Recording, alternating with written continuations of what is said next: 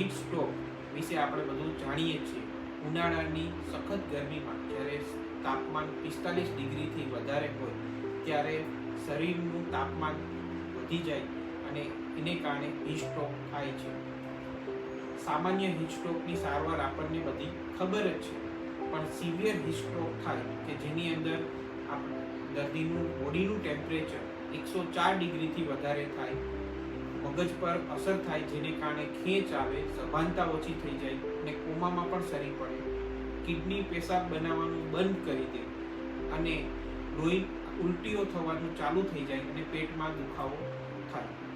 આવી પરિસ્થિતિને severe heat stroke કહેવામાં આવે છે. આપણે આજે એવા જ એક દર્દી વિશે જાણીશું કે જે હીટ સ્ટ્રોકને કારણે ફિનિક્સ હોસ્પિટલમાં દાખલ થયા હતા.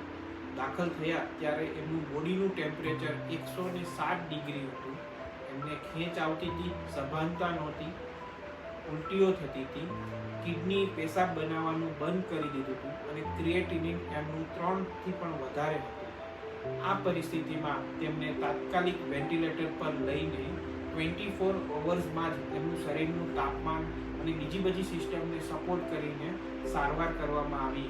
જી બચે તો કહો તો બી ઓછું કહેવાય. એવી રીતના આપણે સારવાર મળી છે 3 દિવસની